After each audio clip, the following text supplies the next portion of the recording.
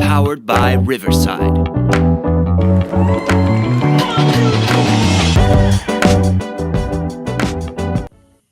All right, everybody, welcome to episode 3 of the Dugout Dads live local sports podcast. Sorry, kind of get tongue twisted there a little bit.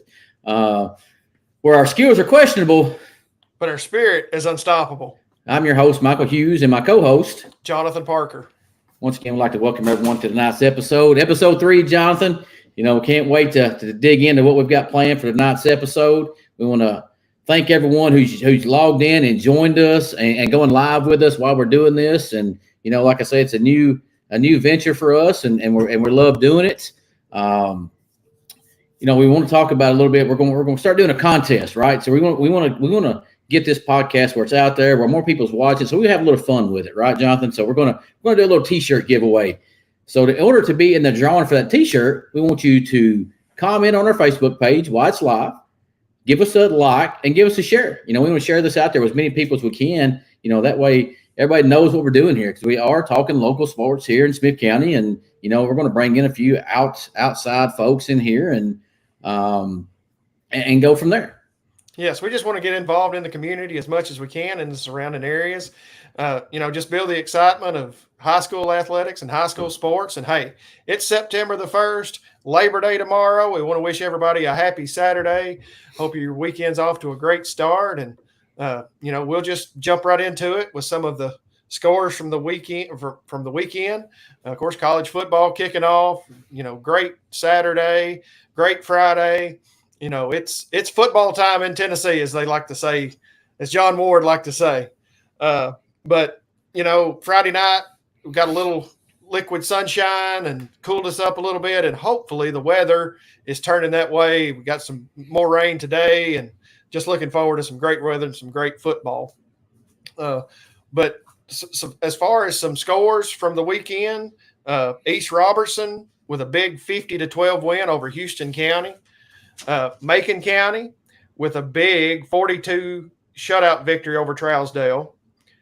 Upperman 41, Lebanon 14, Westmoreland 17, Clay County 14, East Hickman 46, White House Heritage 33, Riverdale with a big 34-12 victory over Henry County, Monterey with a 34-18 victory over Rockwood.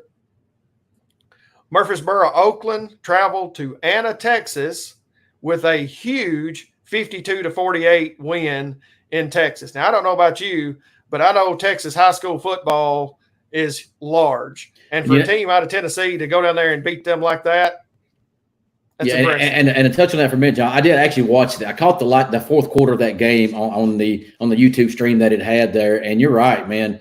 Texas football, and you talk about Texas football, is always real huge. And for a small Middle Tennessee, well, I say small, but a 6A Middle Tennessee team to go down to Texas and get a win, amazing. Yes. Shout out to Kevin Creasy and his staff and those guys going down there and getting that win. Absolutely. Midway with a big 48-22 victory over Red Bull in Springs. Jackson County beats Sale Creek 26-6. And our local teams, Gordonsville goes to Watertown and wins 26-19. And then DeKalb County came to Smith County and beat Smith County 35-6. And Michael, from my perspective, I'll jump right into the DeKalb Smith County game. I was there. Great atmosphere as always. Both sides of the field were very energetic. And for me, the inexperience for Smith County, a couple of early penalties. We couldn't get out of our own way, it seemed like, and some gap misassignments, some just looking into the backfield too much for our secondary allowed for some big plays. So we just got to get those cleaned up and hopefully move forward to Liberty Creek next week. Yeah, and I saw the same thing. Right? You look at the youth that Smith County has right now, and the Cab brought in a team loaded with juniors and seniors, and we knew it was going to be a pretty tough matchup for the Owls, and you could see it as the game progressed on. It started in the first quarter 0-0. I'm pretty sure at the half it was 0-0 too. I believe it was 0-0 at the half. And then come back in the second half, and the Cab just took control of the game, and Smith County really didn't have an answer for them in that part. But you're right. I really feel like it's more the inexperience for the Owls right now, and they are a youthful football team, right? They're made up of a lot of freshmen and sophomores who are seeing majority of the playing time on the field for the Owls right now, and right now you're gonna see those growing pains. Hopefully by year end you can see that they've made a transition, and these guys have got a lot more experience, and we're starting to win a couple ball games. Right, and DeKalb was up 14-0 going into the half, but it was late in the first half when they scored their 2 touchdowns. But to me, like you say, the youth. I want to give a shout out to Caden Mason, who scored his first touchdown. He's a freshman. Run hard, and the future's bright for Caden. He's just got to continue to grow and get a little stronger, get a little bigger. And for me, another player that stood out was Gage Gibbs, filling in for Wyatt Claywell. Had some big catches and run some really good routes. And Gage really looked impressive to me. And again, just a sophomore. So shout out to those 2 kids on my end. Yeah, and we go back to and I look and you talk about Caden Mason, who's a freshman who comes out of the middle school program and is now in the high school program. And actually, the last 2 games have shown that he's going to be eventually a really, really good running back. And if Smith County works out their up front presence to give those running guys a few more lanes to run in, he could be a dangerous weapon come mid-year, come the end of the season there, that you see that he utilized a lot. Yes, and nothing's going to help game reps. He's just going to keep getting better and better as the season progresses.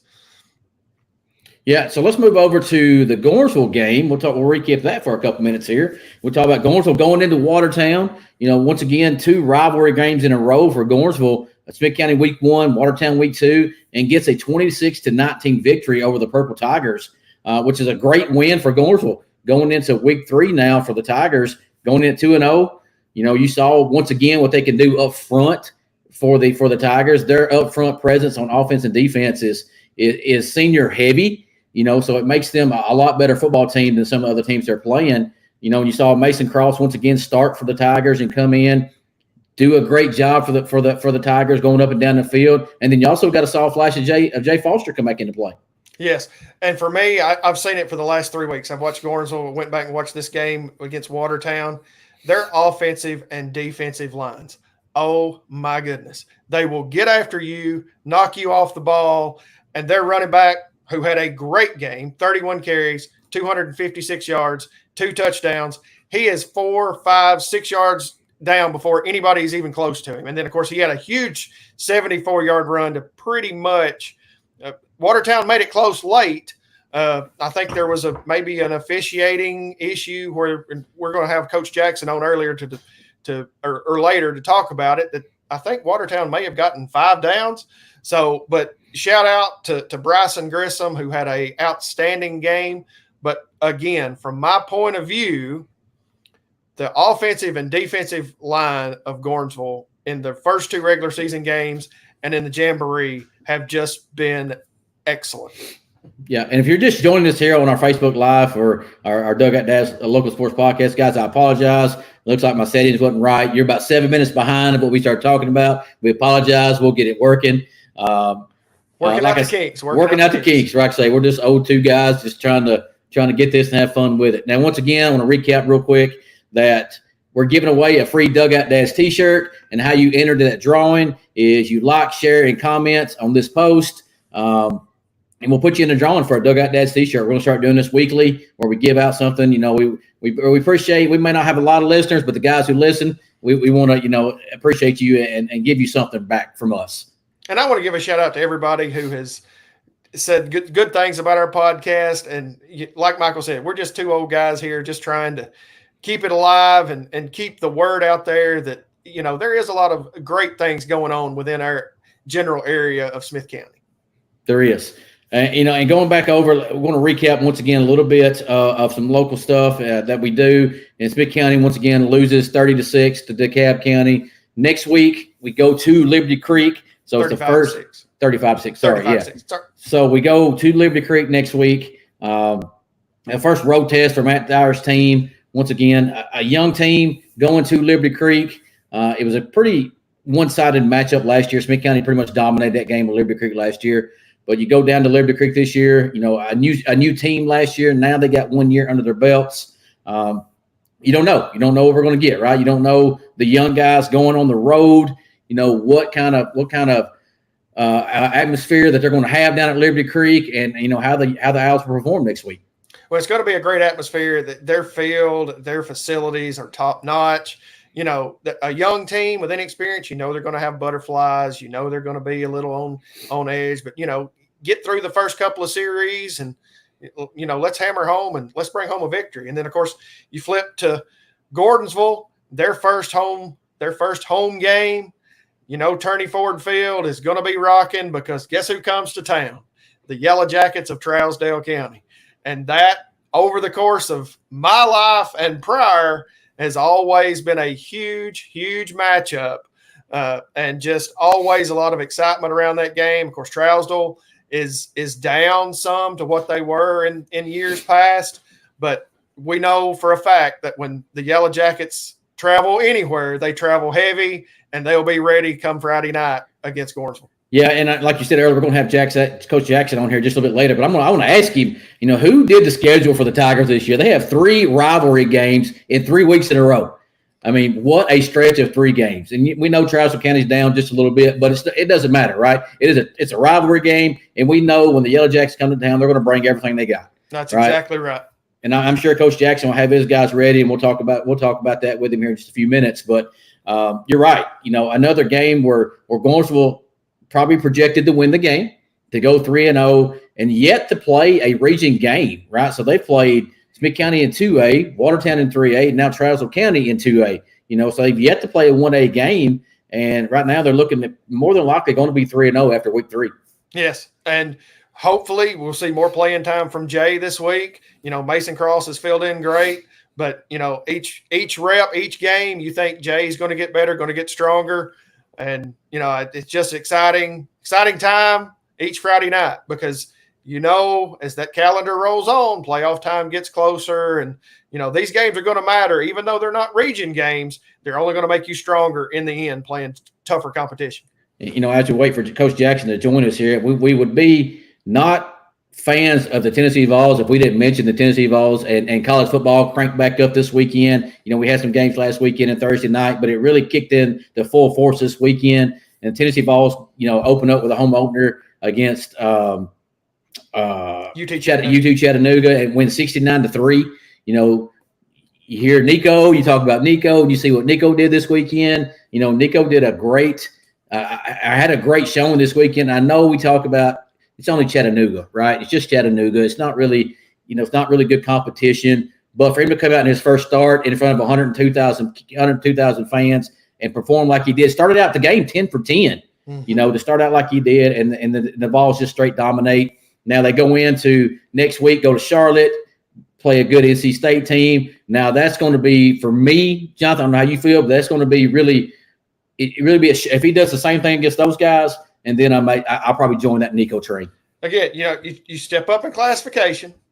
You got 102,000 rocking you, but now you go on the road against an ACC opponent, a really good NC State team. Let's see what you got. Game 2, like we've talked about in the past. I asked Coach Dyer last week, from week 1 to week 2, what do you want to see your team get better at? And I know Coach Heupel, I listened to some of his comments after the game. There's a few things that it's really hard to really get down on a 69-3 victory, but there's still areas to improve on. But exciting game next week in Charlotte. Looking forward to it for sure. And two other local teams. Shout out to Vandy, their first win this season against what I thought was going to be a very good, very tough Virginia Tech team who returned something like 40 kids that played last year. And, to get that first win for Clark Lee this year, look out on West End. And then also shout out to Derek Mason getting his first win at MTSU versus Tennessee Tech, which I think ended at like maybe 1 or 2 o'clock in the morning. I don't know. It was late for sure. But shout out to the Blue Raiders getting their first win over Tennessee Tech. Yeah, and you look at Vanderbilt's win. If I'm not mistaken, I was listening, and it was like 21 straight games where they have been, if they was down by 7 points or more in the fourth quarter, they've lost 21 or something like that, and they finally broke that streak. It's good to it's really good to see Vanderbilt. Vanderbilt hasn't been relevant forever, right? Let's just be honest about it. They've not been relevant, and you want those guys to be relevant to come in and I guess make college football even better when all those teams are relevant. Yes, and you look at Vandy. Vandy brought in a NIL transfer kid, Diego. I'm going to mess his name up. I'm just going to say Diego. And I think he came from New Mexico State, which went to Auburn last year and won. So again, like I was saying, West End may have something up their sleeve this year for some teams. They could, it's very possible. Clark Lee seems to be, he's got the program headed in the right direction. Now, when Tennessee goes to Nashville, come November, we definitely want to see the Vols on top there. But Clark Lee does have the program going in the right direction. It looks like. Absolutely. And we're waiting for Coach Jackson still. He'll be here. He's going to join us in just a second. He's downloading the app. He just said he'll join us in just a couple minutes. And we're going to, go back into the high school realm and talk to Coach Jackson about this past game at Watertown. The 26-19 victory over the Purple Tigers. Watertown having an old Gornsville alum being their head coach in Gavin Webster, which is great. It's a great rivalry for those guys. And to see Coach Webster's always got a good football team there. But for Coach Jackson's group to go in and get that 26-19 victory, it says something about Coach Jackson and where his program's headed. Absolutely. And it doesn't matter, what classification or who you're playing. You go on the road against somebody and you go in there and beat them, I won't say soundly. I mean, it was a really good football game, but you kind of punched a team in the mouth that is probably bigger than you overall, got more students, more kids. It says a lot about Coach Jackson and Gornsville. It says a lot. It does. It does, and we're going to talk to him about that too. And, he is senior heavy on his team. Looks like this year, like we talked about earlier, his front guys, man, is something to watch every time that they're there. And we said this against Smith County when I got to see them live, that they're fast. Their front five guys are fast. Yes. And like you see Bryson Cripps, and you have Luke George on there who's a senior, and he's gotten better over the years. And it's just. It's a testament to what they've got and what they've built in the last few years. And we'll go ahead and bring Coach Jackson in right now. Hello, Coach Jackson. Thanks for joining us. Hey, how are y'all doing? Good, Coach. How are you? Doing good. Good. Thanks for figuring out how to get in this app. We appreciate it. It's something new, I know. We appreciate you coming on. Just want to talk about a little bit about last week's game, or this past Friday night's game with Watertown, and how you guys did. And well, first off, congratulations on a good victory Friday night, 26-19 over a good Watertown team. Thank you. Appreciate it. They really good football team that it took all 48 minutes. We got to stop with, I think it's like 26 seconds left on 4th and go from the 12-yard line, 15-yard line to get the final stop and get in the victory formation. And I was talking to Jonathan before you came on a few minutes ago. I really want to know who did your football schedule this year to give you 3 straight rivalry games in a row with Smith County, Watertown, and Trousdale. That's what a stretch of games. Well, it was so when TWSAA changed it this last time, it was they sent out the district schedules, and you had try to get your schedule as fast as possible because people was worried about not getting a schedule. And I talked to Blake Satterfield at the time that was there, and we still wanted to schedule each other, but wanted to move it earlier in the year. But I mean, it like you said, it's 3 rivalry games in a row is awesome. I mean, it's a way to start the year because eventually when you play in the playoffs, it's going to be 3 straight games. It's hopefully 5 straight games that you got to bring it every night.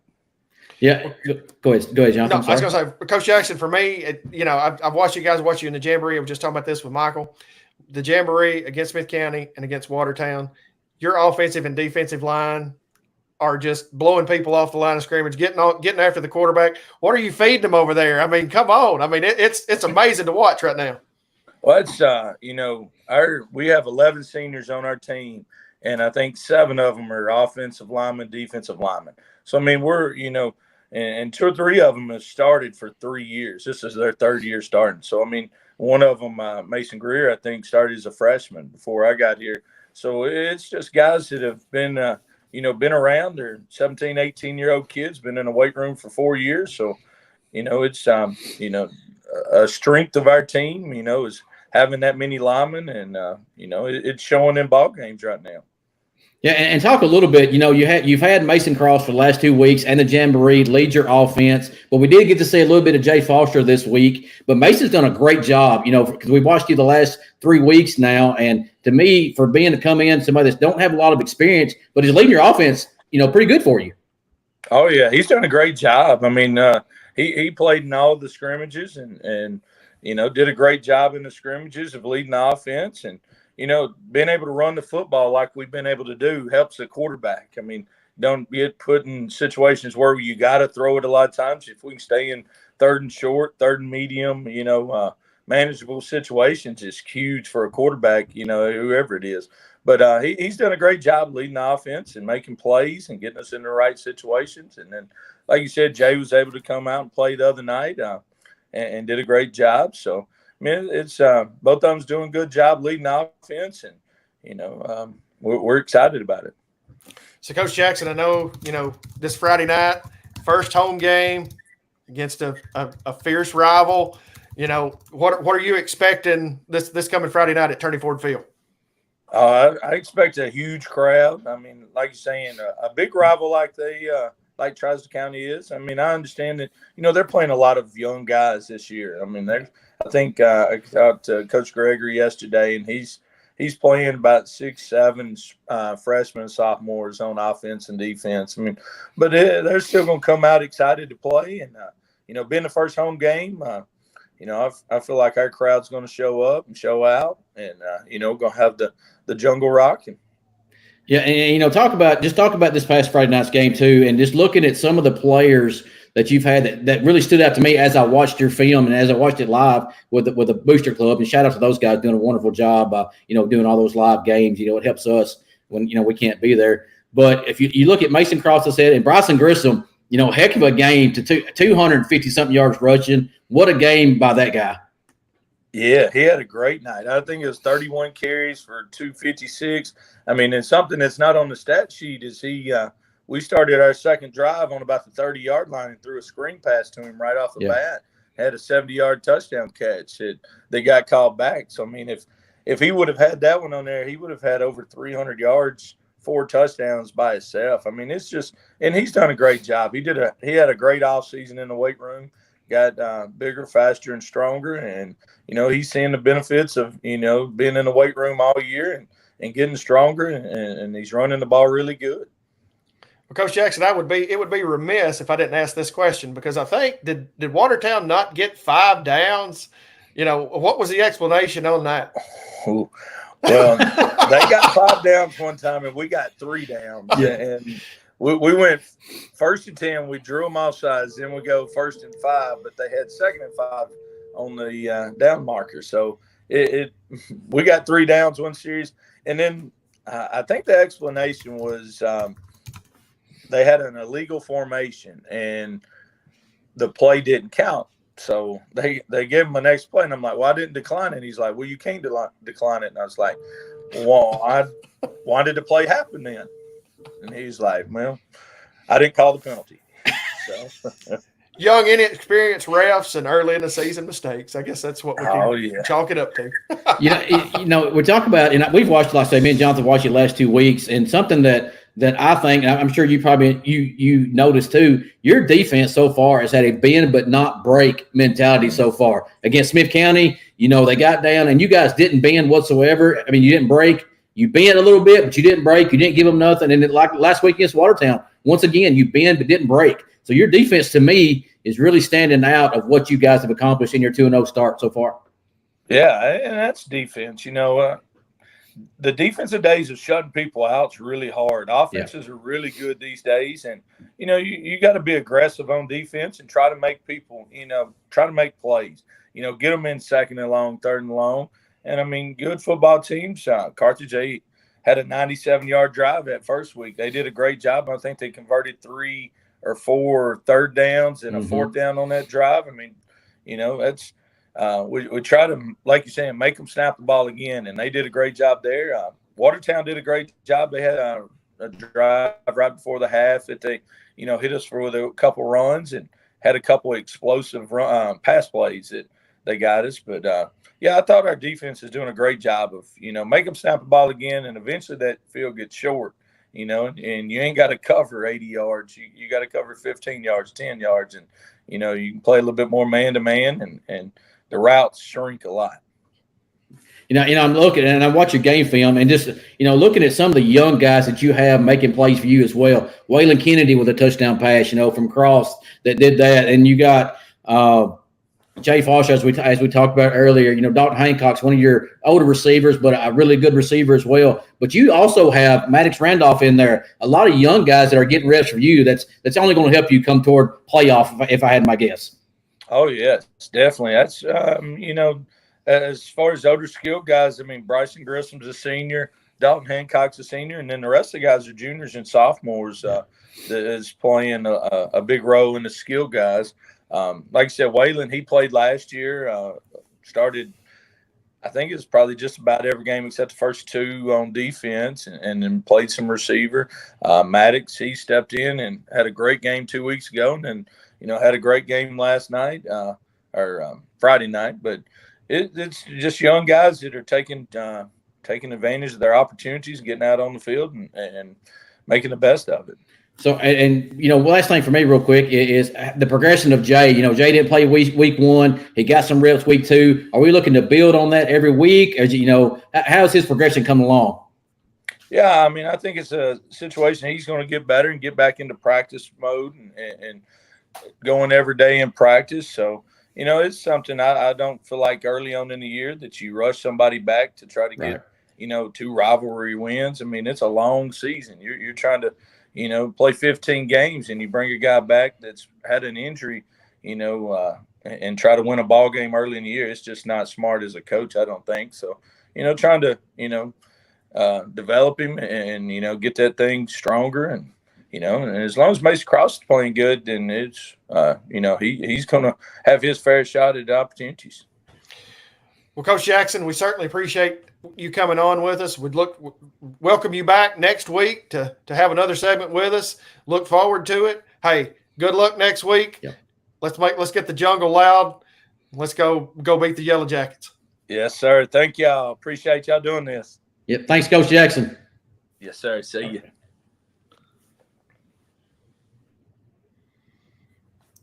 So that was Coach Steven Jackson with the Gornsville Tigers.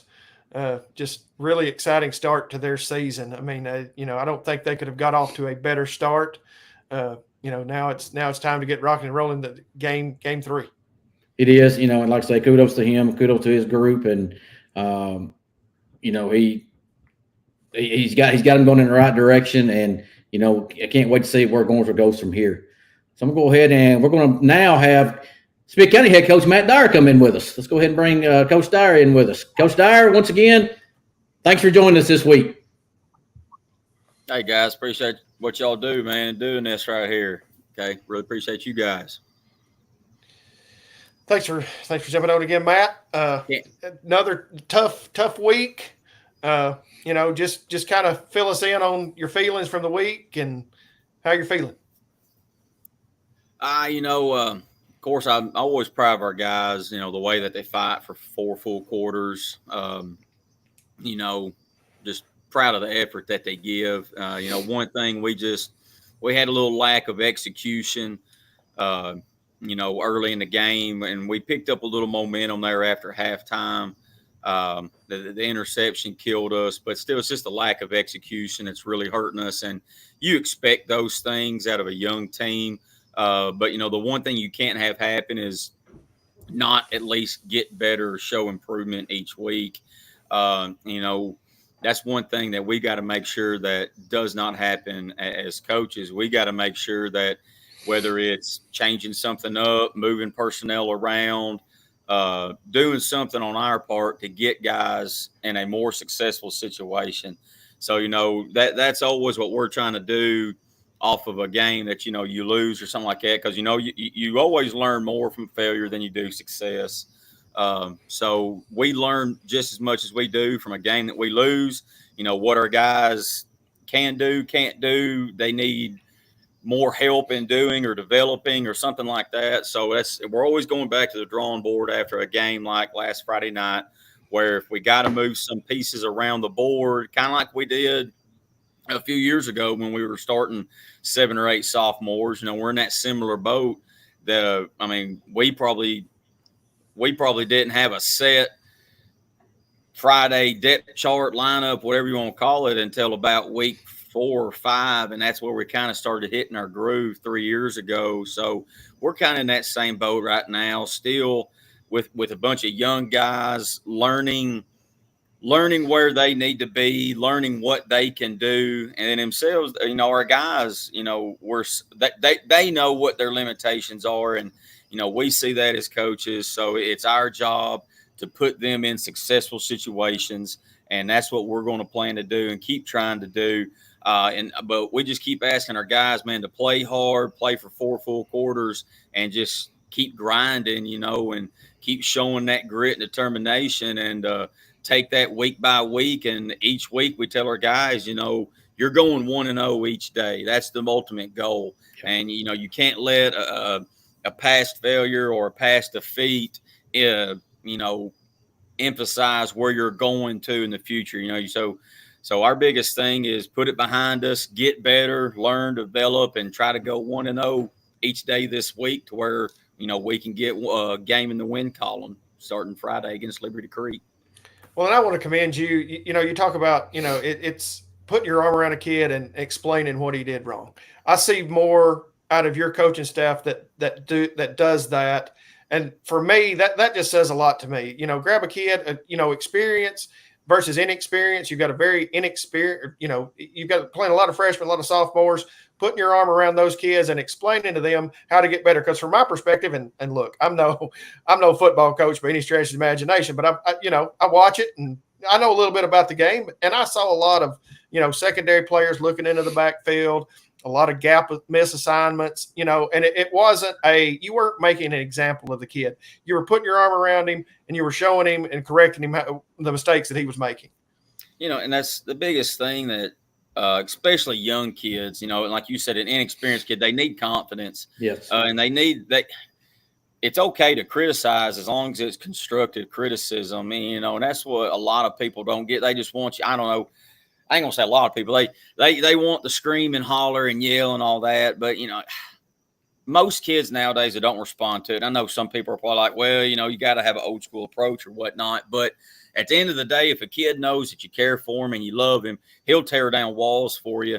But you can't just, like you said, tell him you screwed up, you did wrong, and then move on. It's got to be, look, son, here's what you did.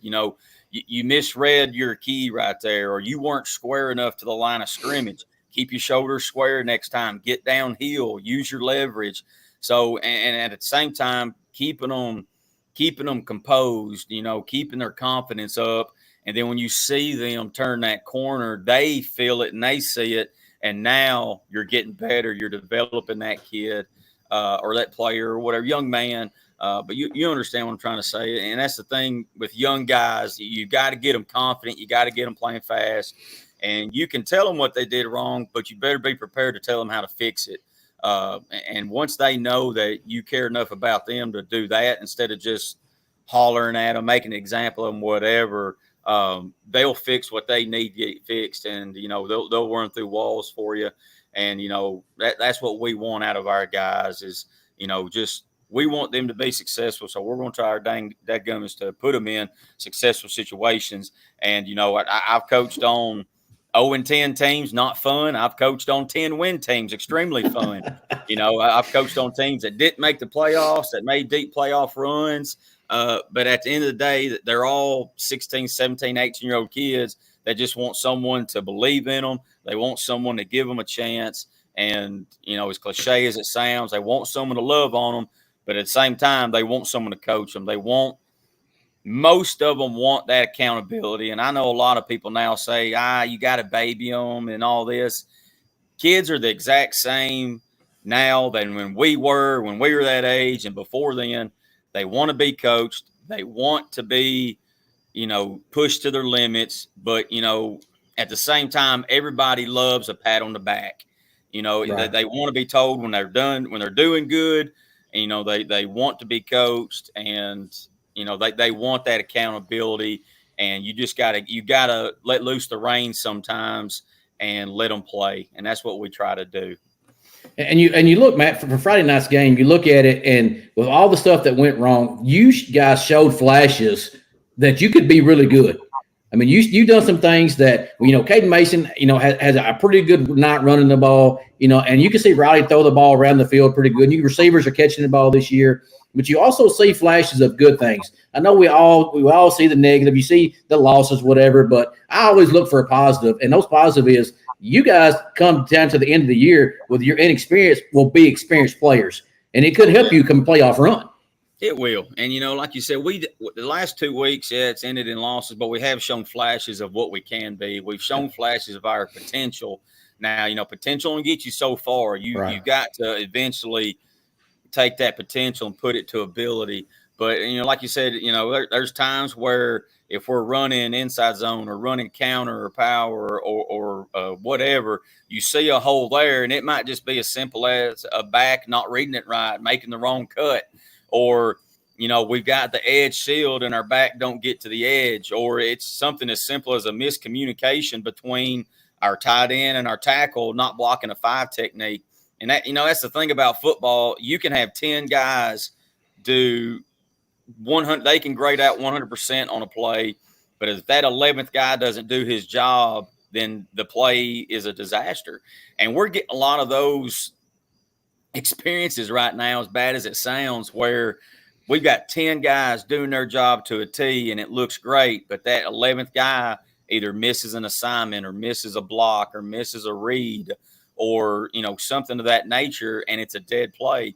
And going back and watching the film, we had a lot of instances Friday night where offensively, our offensive line blocked it beautifully, but a back didn't hit the hole right, or, we missed one guy along the defensive line and they hit us in the backfield, or, we have 3 receivers run the right routes, but one receiver run the wrong route, and it screws your quarterback's reads. Now he's having to tuck in and run it, or, just little things like that are preventing a lot of big plays for us. But even week 2 into a season, those are things you see from a young, inexperienced team, and it just takes more reps. It takes more time. And I know not everybody's very patient about that, myself included, being a coach, but you have to take the bad plays with the good, because sometimes a good play could just be, you might have, and it's on film.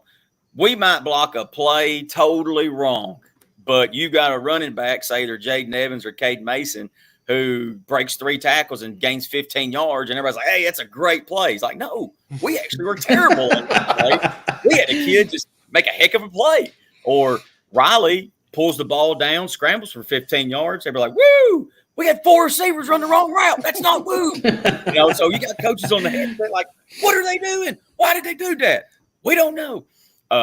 But though, and like you said, you got 10 guys that block a play beautifully that you could put on clinic tape, but the back goes the wrong way and it's a negative -1 yard gain. And now he was like, what's going on? Block somebody. He's like, we did. We blocked 7 guys, but our back went the wrong way. And that's not a finger pointing thing. That's a fundamental thing that when you see on film, it's not point blaming anybody. It's just one little screw up here, one little screw up there can be a huge difference between a touchdown, first down, 5-yard gain, minus 5-yard gain. Yeah. And like you said, that's some people see that, some people don't. But that's just the nature of the game. Little things like that could be a big difference in a big play, negative yards play. It's something as little as a right tackle stepping with his right foot instead of his left foot to cut off a 4-eye. That 4-eye can slant and make a play in the backfield. Yep. You blocked everything beautifully, play side, but your tackle took a 6-inch step instead of a 1-foot step, and now it's a dead play. So little things like that can prevent big plays from happening. And that's where we're at right now, where we've just got to we've got to be more consistent in our plays every single down, instead of 3 good plays, 1 bad play, 3 bad plays, 2 good plays. We've just got to be more consistent all across the board, and we'll get better with that as the year goes on. Like you said, Jonathan, as we gain more experience as the season goes on, you'll start to see our guys develop, gain more confidence, and start busting some of these plays. And at the end of the night, too, you got to look at who we're playing. We're playing a very good 4A DeKalb football team who's loaded with juniors and seniors, guys that are experienced. And at the end of the day, it's 15 and 16-year-olds going up against 17 and 18-year-olds that have been in a weight room 3 extra years. People, you're a common average fan, don't realize the difference that makes with a 16-year-old kid who's been in a weight room 1 to 2 years and an 18-year-old kid who's been in there 4 years. It's a major world of a difference. Talent notwithstanding, but it's a size, speed, strength, maturity thing that no matter how talented that 16-year-old is, he's going to have a hard time going against that 18-year-old. But like you said, in the next 2 or 3 years, we get to be that team full of juniors and seniors. That's right. Yeah. But it's just, you gain more experience and you gain more just confidence. The more reps they get. Well, Coach Dyer, looking ahead to putting the last 2 in our rearview mirror, looking ahead this week, big game against a relatively new team in Liberty Creek. What have you seen from them? I know last year they looked really talented, and I don't expect anything less this year either. They're still a very talented football team. I know they've had 2 hard games as well, starting out the season, and they lost a really big senior class last year. Now, they've got a lot of players. I think they've got somewhere between 80 to 100 players on their roster, but I think they had like 12 to 15 seniors last year. But the guy that made them go was their quarterback. The Rieger kid, he was a phenomenal athlete, had a really good game against us, and they've got that really good running back as well. Now, they're not as much of a well-oiled machine as they were last year. Especially they got better each week as the year went on last year, because their quarterback did so much. He was actually a Mr. Football nominee in 3A towards the end of the year. But he did a lot of good stuff for them. They're still trying to find – they've got 3 quarterbacks that they're kind of rotating right now in all the film we've seen. They got 1 guy they like to bring in when they're running. They got 2 guys that they kind of rotate, that they leave in most of the game. They still lean on their running game a whole lot. I don't think they are as polished as they were last year, but they're still very talented, a very good football team. They're a 3A team that has 5A numbers, actually. Talking to Coach, they've got like nearly 1,500 kids in their building. They're just still playing at the 3A level because being at new school. And I don't know if they'll be 4A, 5A, whatever their enrollment numbers will be next. But, they're a large school, large roster, very talented players. And, of course, we're going to have to go up there this year. So we get to go to the Liberty Creek Taj Mahal. I mean, if you haven't seen it, it's beautiful. Yeah. It's got to be one of the best campuses / facilities in the state, regardless of classification. So that is going to be nice to go up there, play there, and for our fans and everybody to see it. But, it's not a team we can't take lightly, regardless of how we beat them last year. Last year, I think we nearly had 500 yards of total offense, nearly scored 50 points.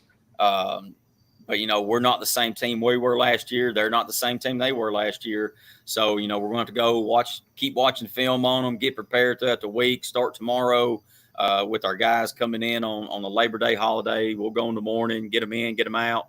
We'll get a lift in. We'll watch a little film from the DeKalb game. We'll watch film from Liberty Creek. We'll get a game plan together, and we'll start preparing for those guys. But Coach Alexander and his staff, they do a really good job with Liberty Creek and their team, to be a young team, a newer team, for them to build that program. I think this is just our 3rd year of playing, and last year being their 2nd year, they made it to the state quarterfinals, and I believe was a region runner-up to East Nashville, who is a 3-year state runner-up in 3A. So, they're good at what they do. They get the best out of their players. They put them in great positions to succeed. So, it's going to be another big task for us to sit there, compete in this game, play hard, much like every week is going to be.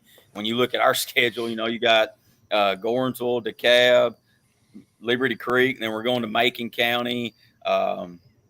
Somewhere in there we got Upperman and we got Daggum East Robb. So we got a murderer's row for first quarter of our, nearly half of our season. So, we always talk about young guys growing up. They're going to have to grow up and get baptized by fire pretty much. But, at the end of the day, it's experience they're gaining. They're getting better. They're going to have to, or, find someone that can or will. So that's just how it goes, in high school football. Well, Coach Dyer, for Michael and myself, we appreciate you coming back on. We look forward to hearing your thoughts next week on our segment. Good luck on going 1-0 against Liberty Creek this week, and get the boys ready and go Owls. Guys, I appreciate y'all and everything y'all do, man. Really do. Thanks, guys. Thanks, Coach Dyer. Hey, see y'all. Y'all have a good one. That was Coach Dyer with the Smith County recap against DeKalb and, his upcoming game against Liberty Creek. And he is, man, he's right. I've looked online at that school. I've not been to it yet. Looking forward to going up there this Friday night, and their facilities look. Yeah, I've seen Collierville High School was one of the best high schools that I've ever went on and been on campus of until I seen Liberty Creek. Liberty Creek is amazing. Those guys will have a great time up there and on the facilities. And Coach Dyer's right. It's trial by fire right now, right? You better grow up and you better grow up quick, because your schedule don't get easy. No. It gets harder. And you got to grow up now, and I think those guys, they'll correct it and get them back on the right track. And, that's what we want to see. Yes. So now, once again, we appreciate everybody staying on. We know we got a little longer podcast tonight. We've had a lot of extra guests, and now we're going to bring on Josh Gibbs. And Josh is our Smith County Youth Football president. And Josh, thanks for coming on with us tonight. Yeah, thank you. Thank you for having me. Appreciate you coming on with us, Josh. Are we delayed pretty bad? We don't think so. We think we're pretty good. Okay. It seems like I have a delay in mine, so if it seems weird, sorry about that. It's all right. We want to bring you on, Josh, because, look, we know I've been a part of it. You've been a part of it for a long time. Our youth football is where it starts. Our youth football program is where it starts in this county, whether it be our youth football program, whether it be Gordonsville, whatever. But our youth football is where it starts in this. And you have done a wonderful job getting our program, our youth guys, where we need to be, and what you do when you run the program and how you just conduct and what you do down there is amazing. And kudos to you for that.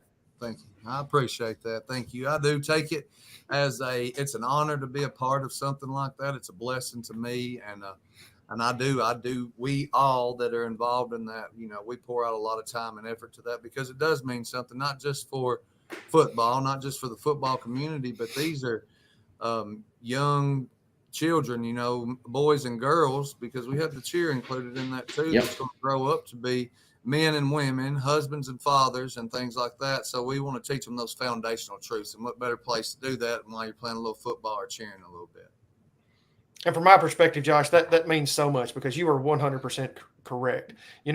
We all get excited about this is football season. We love the game of football. We love sport in general. But at the end of the day, you're correct. We're teaching more than just sports. It's great to win, but at the end of the day, and you are doing a fantastic job with what you're doing. I appreciate that. I really do. Thank you for those words of encouragement. I do enjoy knowing that people notice what's going on down there. Not that I'm doing something by myself, but just what the program means and what it is doing for the community and for the people that are involved in it. So thank you for that. Yeah, and we're looking forward to, another great year of youth football. I love youth football. We've been a part, me and you both been a part of it for a long time. And, just being part of the organization now and I love it. You guys just had your jamboree this past weekend. Talk a little bit about that, how it went, how your teams look. I know you got to watch all of them. I'm sure you was on the sidelines for every game. Talk a little bit about that if you don't care. Yeah, definitely was on the sideline for every game. Jamborees are long days. The games go by quick, but they are long. But just to touch on what we look like out there, of course, the atmosphere was great. Gordonsville, their youth program did a great job hosting it. Even had us some water over there, provided the teams with water. You know, most time we have to carry all that stuff in. They reached out to us and let us know they'd have that. So good hospitality over there, which is always good to see within our community. Our community supporting our community. I love that. But our flag team started off and looked excellent would be the word. It's probably as good as I'd seen them. They're not only disciplined, and at that age, understand we're talking about 6 and 7-year-old kids, knowing the plays, real respectful, you know, going after the ball, passing the ball, and organized. I mean, they looked well out there. Our junior team, well, and we expect our flag team to do big things this year. You know, we always go into the year believing that we're going to win a championship, and I believe we can do that with any team that's ever come through there. That's not always been the case, but we do have that mentality there. We teach that not that if you just work hard at something, you will be a champion, but if you want to be a champion, you will work hard, and we do that on the field. So, and the practice field too. Flag looked great, big hopes for them of doing big things. Our junior team looked very solid. Looks like we should be able to put up a lot of points on our junior team and keep a lot of points from happening. So looking forward to that. And our senior team, very solid, good group out there, very well put together. It's very hopeful as far as what we're going to do competitively wise. It looks very good for the season. Yeah, and you look at here's what a lot of people don't, you know, you got a lot of people in our organization down there that do a lot of things. You got a lot of coaches, you got cheer coaches, you got Tara who helps on the backside that does a lot of stuff. You know, a lot of people go unrecognized or unappreciated, especially on the coaching side. When it comes to youth sports, Jonathan, Josh, we've all been in it. We know it's really an underappreciated job that you're doing, and you're a volunteer. You don't get paid for doing this stuff. There's no money that goes into your pocket. No money goes into my pocket. None of your coaches get anything. They're doing it just because of the love of the kids and love of the program. And these guys and gals definitely go unappreciated. And I think we just owe them a big kudos, if you want my opinion. Yes. And I appreciate that. All of them do. Like you said, it really is a thankless job. These positions are. People just it goes unrecognized. And anytime you are dealing with a child, a parents love their children. So sometimes they're just looking at their children and they don't see the big picture. If someone's not where they want them to be, or if they're not getting to play when they should, or if it's not going the way that they should, sometimes just for the love of their child, they come at the coach or come at the league with things like that. But what I have found, that first league meeting that I have, laying out the foundation of what we stand on and what our goals are, like our mission statement out there at the beginning, when we started off like that, you have far less occurrences like that. But it is a lot of people they don't notice what really all goes into it, but it is a lot from everyone that's involved. And it's a lot of time that you give away from your family, because you got to think, if you're practicing down there 3 days a week, a couple hours of practice. If you're a coach or on the board there, you're there for about 4 hours of those days, and then taking care of 100 and something children, plus talking with their parents and guardians and things like that. But a lot of people put in a lot of work down there to make that organization great. And as I've heard from many different presidents of other teams that we play within Tri-County and Middle Tennessee, they do look to us as an example. We do have a very strong league there, and I believe it's because of the principles and foundations that we build our program off of. And if you've ever been to one of our league meetings at the beginning, you know what I'm talking about. But we're grateful to have that opportunity, and that's why we don't run it as just a youth football league. We run it as a ministry there. We use it as a ministry to reach people. And if for everyone who doesn't know, but most people know, we do run it as on a Christian foundation. And people know that from the beginning. I opened up our parent meeting with that statement, that it's not that we're forcing any type of religion on anyone, but we do base it off the Christian principles and foundations. And we do say the Lord's Prayer. We say the name of Jesus, and we tell everybody that up front and tell them they don't have to pray, but they will respect us while we're praying and those kind of things. And I think, lots of people just want you to be open and honest with them and just tell them the truth sometimes. And here's the thing.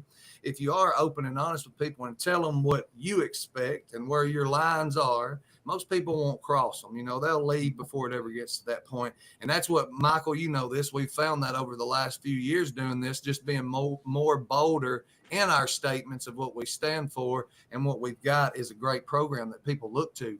People look to us as an example of what a great program is, not only because our numbers are big, but because we have less drama, than lots of other people have to deal with sometimes. But it's because we got great fans, we got great parents, and we got great kids and people that help. So.